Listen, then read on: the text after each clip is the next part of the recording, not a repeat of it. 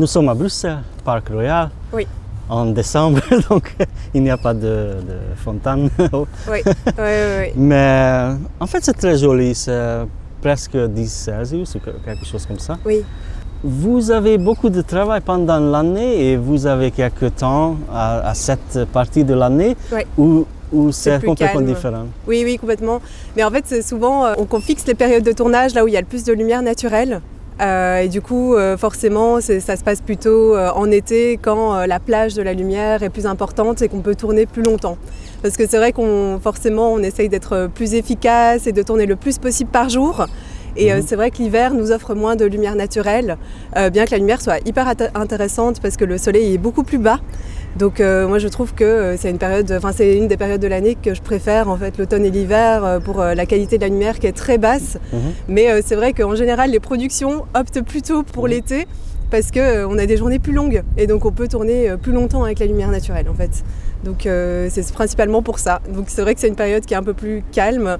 Mais voilà, ça fait plaisir aussi. Et vous avez reçu le prix pour meilleure photographie, prix de Bruxelles International Film Festival, okay, pour le film Les Enfants Perdus, The Lost Children. Oui. Et vous avez mentionné qu'il y avait une grande pression pour finir la production. C'est juste une question de l'argent ou quelque chose d'autre? En fait, je pense que la raison principale était effectivement financière, parce que le film a obtenu des financements, mais qui correspondent à une petite commission pour produire un long métrage. Donc ça s'appelle les productions légères ici à Bruxelles, qui est une commission qui existe pour essayer de donner un levier plus rapide au premier film, mais avec des financements moindres. Et en fait, je pense qu'effectivement, les ambitions de ce film étaient beaucoup plus importantes que ce que le budget pouvait nous allouer comme possibilité. Ce qui nous a donné en fait très peu de jours de tournage pour la quantité de choses qu'il fallait tourner. Et donc de ça a découlé pas mal de choix de prise de vue aussi, forcément. Mais c'est vrai que ça a été quand même une course un peu contre la montre, mais voilà. Ouais, c'est vrai que les films sur lesquels je travaille, j'ai l'impression qu'on nous demande d'être de plus en plus efficace en moins de temps. Donc c'est vrai que c'est une des données qui rentre dans les choix artistiques qu'on fait, en fait. C'est inévitable. La story du film, c'est un peu bizarre pour moi. C'est une horreur, un drame, une aventure, quelque chose comme ça. Oui. Il y a une maison provinciale et 4 enfants restent seuls après la disparition du père. Oui. J'ai vu quelques détails, donc il y a un monstre qui est actif. Oui. Donc comment avez-vous connecté avec les personnages du film? En fait, pour moi, c'était un travail très très intéressant parce qu'il relevait de l'immersion totale dans l'imaginaire d'un enfant, d'une petite fille en fait, qui se retrouve confrontée à la perte soudaine de son papa, sa disparition. Et en fait, cette donnée psychologique était hyper intéressante pour imaginer comment l'incarner en image en fait. Et c'est vrai que l'idée, c'était de faire une immersion totale dans sa manière de percevoir les choses, enfin de glisser là-dedans progressivement au cours du film. Et du coup, de ne pas poser, disons, une intention objective sur ce qu'elle pouvait ressentir, de la filmer de l'extérieur, mais vraiment de faire imprimer dans l'image et dans tous ses paramètres ce glissement comme ça vers la terreur qu'elle a pu ressentir face à cette disparition en fait. Et du coup, ce monstre finalement, c'est sa perception à elle, très très subjective en fait, de son père quoi. C'est la représentation de son papa qui revient sous cette forme-là et ça a été une donnée hyper intéressante à traiter en images parce que du coup ce monstre était très sombre. Donc on a parlé beaucoup des films de Miyazaki par exemple où leur apparition est très très étrange et on voulait vraiment glisser plus dans l'étrangeté plutôt que d'être dans l'horreur pure. Et du coup, cette étrangeté était intéressante à construire avec les zones de noir, par exemple, dans ce décor, les flous aussi des optiques, qui étaient très expressifs, qui permettaient vraiment de le faire apparaître dans des recoins d'images comme ça qui étaient très sombres, quoi. Alors, je suis très curieuse. Comment créer une ambition pour cette filmage? Parce que si c'était moi qui filmais, donc je peux jouer un peu avec la lumière, un peu avec le caméra, les mouvements. Oui. Mais comment créer une ambition pour ça? Pour moi, donc, la porte d'entrée principale vers la recherche artistique, c'est vraiment le personnage. Donc ce personnage imaginaire qui a été écrit, qui va être incarné par une comédienne ou un comédien. Et c'est cette compréhension vraiment très précise et très interne du personnage qui me permet de faire les choix artistiques relevant de l'image en fait. Du coup, de comprendre comment ce personnage évolue, qu'est-ce qu'on a envie de raconter de lui dans chaque séquence, comment être au plus proche de ses émotions. Et c'est vrai que c'est une recherche que j'avais faite aussi à la fin de mes études, en écrivant mon mémoire, c'était comment représenter les émotions d'un personnage à travers l'image et quels choix artistiques peuvent être faits pour tout d'un coup faire en sorte que le spectateur ou la spectatrice soit complètement en osmose avec ce qu'il ressent et d'arriver à créer ces moments de magie. Ouais, c'est vrai que la porte d'entrée principale est le personnage et après c'est vrai que ce sont des choix plus atmosphériques. Où est-ce qu'on situe le film globalement dans quel langage on le situe? Est-ce que c'est un film vraiment plus à ancrage plus réaliste? Est-ce qu'on a envie de quitter ce réalisme-là pour être dans une forme plus d'imaginaire? Et voilà, c'est un peu une conjugaison de l'esthétique générale et de ce personnage, comment est-ce qu'on a envie de le faire exister, qu'est-ce qu'on veut raconter de lui et à travers quels outils. Et c'est vrai que les outils sont énormes, on a tellement d'outils à notre... et c'est là que pour moi, au plus la précision est faite à travers les choix qu'on fait à la caméra, on peut être proche du personnage en fait. Donc c'est vrai que quand je suis sur un tournage, chaque élément est pensé, réfléchi vis-à-vis du personnage et du langage qu'on a créé avec la réalisatrice ou le réalisateur en fait. Mais ça signifie qu'il y a 4 enfants avec un personnage différent. Donc ça signifie que vous pouvez faire le filming avec 4 manières différentes. Oui. Après là, ça a été vraiment le choix de suivre plutôt Audrey, qui est la plus petite fille de la famille en fait.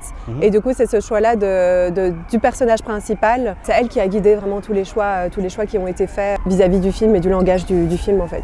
Oui, mais il faut penser à la totalité du film également. Donc si c'est une film de campagne et vous filmez juste le visage, peut-être c'est un peu bizarre, mais ça peut être une utile également. Oui, non, ça c'est sûr. Après, c'est vrai que dans Les Enfants perdus, il y avait aussi toute cette réflexion sur le contexte qui entourait les enfants, donc comment filmer le château, quelle présence lui donner, cette grande maison, la forêt aussi, quelle présence lui donner, comment la filmer. Et puis on a aussi décidé de jouer beaucoup avec les flous, donc de faire des gros plans où tout le reste de l'image était rendu très abstrait. Et ça pour vraiment venir évoquer une dimension supranormale, un peu imaginaire qui vient chapeauter un peu la situation de ces enfants ensemble, quoi. Vous avez filmé beaucoup de genres, documentaires, films art, encore musique. Oui.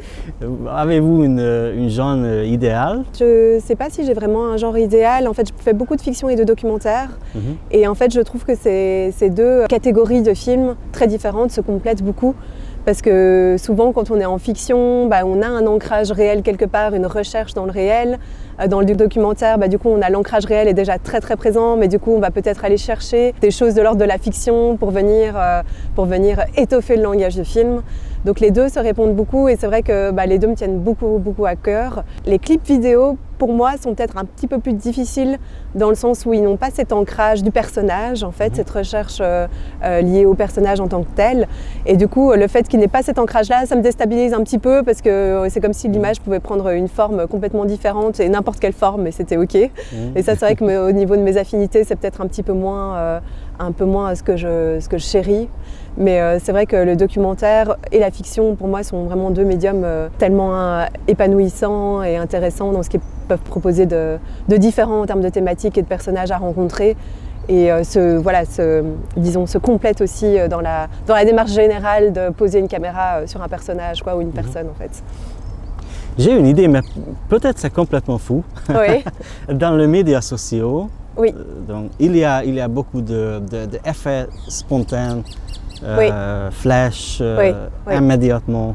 Oui. Mais quand je vais au cinéma, donc je pense que c'est plus calme. Mais c'est vraiment le cas où dans le cinéma, il faut également faire un rythme. améliorer? C'est une bonne question en fait, parce que c'est vrai que quand je prépare un film avec un réalisateur ou une réalisatrice, pour moi le plus grand challenge au final, c'est cette question de la temporalité.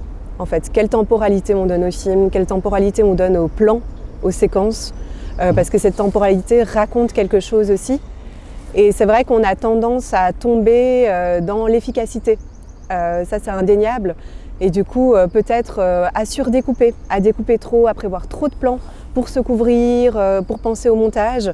Mais en fait, d'oublier que la temporalité en tant que telle est un élément narratif hyper puissant. C'est vrai que c'est une bonne question. Moi, je crois qu'on est influencé vraiment par l'immédiateté des réseaux sociaux, des vidéos qu'on trouve sur Internet, des images qui viennent vraiment nous assaillir de toutes parts aujourd'hui.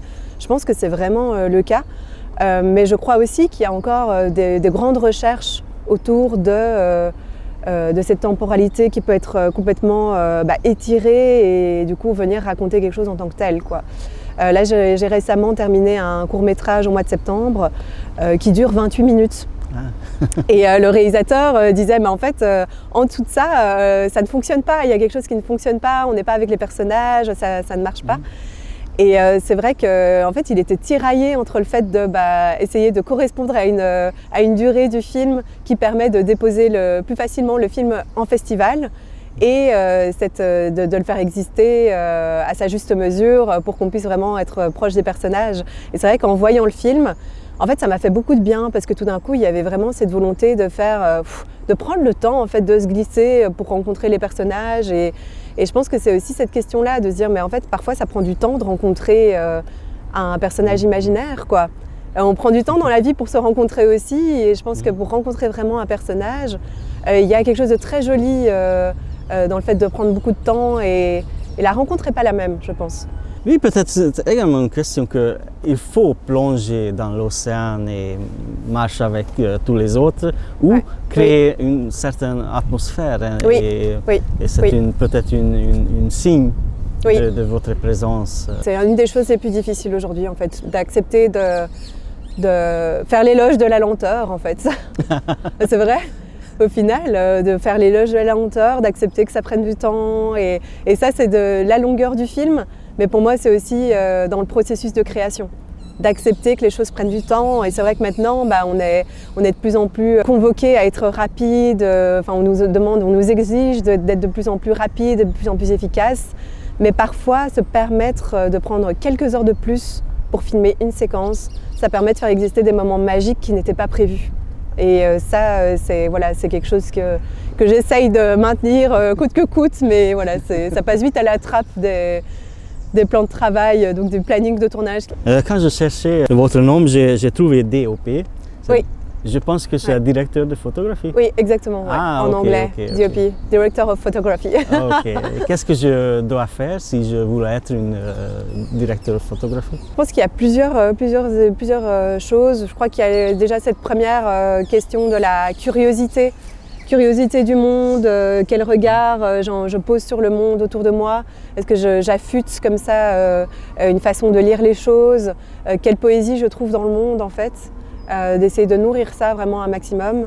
Et puis par contre, il y a peut-être cette deuxième dimension qui est plus pragmatique et peut-être plus compliquée, qui est de rentrer un petit peu dans le milieu, dans le secteur du cinéma et du documentaire.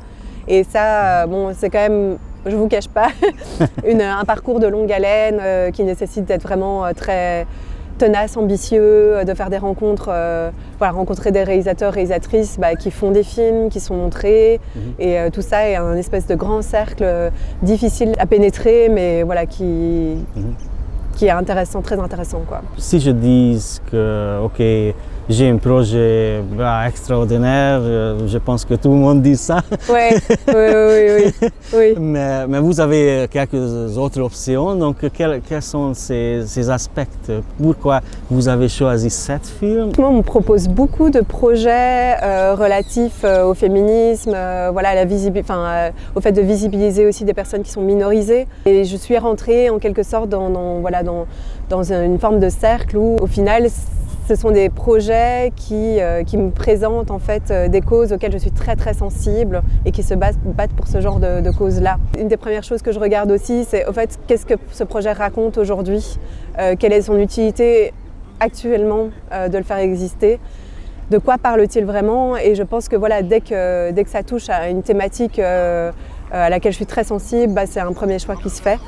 Ensuite, il y a toute cette dimension aussi de l'angle de vue plus singulier. Qu'est-ce qu'il va raconter de plus que les autres projets? Où se trouve vraiment son cœur, son originalité intrinsèque, à laquelle je dois être complètement connectée. Sinon, je ne sais même pas vraiment réfléchir à l'aspect créatif autour de ça.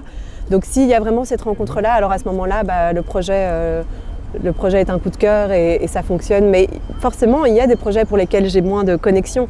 Et ça, à ce moment-là, ça se sent dans la discussion avec le réalisateur ou la réalisatrice. Et à ce moment-là, c'est peut-être pas un projet que je dois faire moi, mais plutôt quelqu'un d'autre. Je pense qu'il y a toujours ce truc de connexion très intime aussi au projet, à ce qu'il raconte et au personnage. Je questionne ça parce que vous avez un diplôme d'écriture de scénario. Oui. Donc peut-être vous voulez également participer dans la création de films. C'est vrai que je pense que cette dimension-là scénaristique que j'ai obtenue après avoir fait mes études d'image, en fait, a nourri ma perception de la construction de chaque scénario et de la compréhension de la construction du personnage. Comment scénaristiquement il est conçu, ce qui me permet de pouvoir le comprendre peut-être davantage et de faire corréler le langage de l'image à cette construction-là en fait. Et c'est vrai que c'est ça qui m'a vraiment beaucoup motivée à faire ce master en écriture parce que pour moi en fait construire la création d'une image, envisager son langage, ça doit être en totale corrélation avec l'écriture du film. En fait, l'image est là pour soutenir une narration, pas pour se montrer dans son esthétique et être impressionnante.